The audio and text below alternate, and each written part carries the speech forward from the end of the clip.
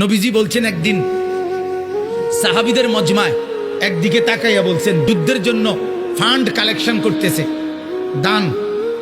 আল্লাহর নবী বলেন এদিক থেকে আছো কে? যুদ্ধের জন্য দান করবা। ওসমান বললেন দাঁড়ায়া 100 উট আল্লাহর রাস্তায় দান করলাম। আল্লাহর নবী এদিক দিয়ে হাত বাড়ায় বলছে এদিকে আছো কে? আল্লাহর রাস্তায় দান করবা। ওসমান ওইদিক দিয়ে ঘুরে এসে এনে আইয়া দাঁড়াইয়া কয় 100 উট আল্লাহর রাস্তায় দান করলাম। 200 হইল।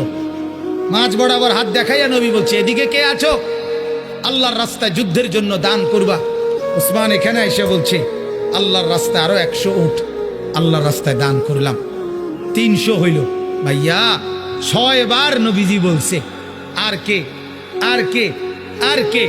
6 বারই ওসমান দাঁড়াইয়া দাঁড়াইয়া বলছে 100 100 100 100 100 100 600।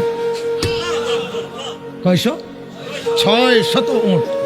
এবার আল্লাহর নবী হাসি দিছে আর ওসমান দাঁড়াই আবার বলছে ইয়া রাসূলুল্লাহ 100 ঘোড়াও আল্লাহর রাস্তায় দান করলাম। নবীজি খুশিতে চেহারা মুবারক নূরের চেহারা চিকচিক করছে।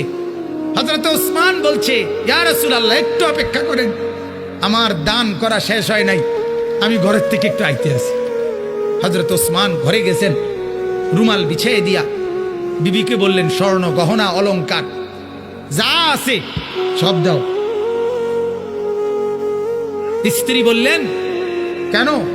বড় কোনো পার্টি, উনি ব্যবসায়ী ছিলেন তো, বড় কোনো মহাজন, বড় লেনদেন মানে বড় পুঁজি খাটাইতেছেন নাকি? হযরত ওসমান বললেন হ্যাঁ বিবি, আজ আরশে আজিমের মালিকের সাথে পুঁজি খাটাইতেছে। আজকের মহাজন সবচেয়ে বড় মহাজন, আজ জান্নাতের বিনিময়ে পুঁজি খাটাচ্ছি বিবি। হযরত ওসমান সমস্ত গহনা স্বর্ণ রৌপ্য নিয়ে আল্লাহর নবীর সামনে রুমাল খুলে দিছে।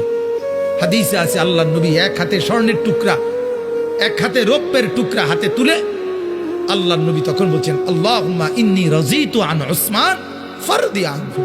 আল্লাহ, আমি জমিনে আমার ওসমানের উপরে রাজি হয়ে গেলাম, আপনি আরশে তার উপরে রাজি হয়েছেন।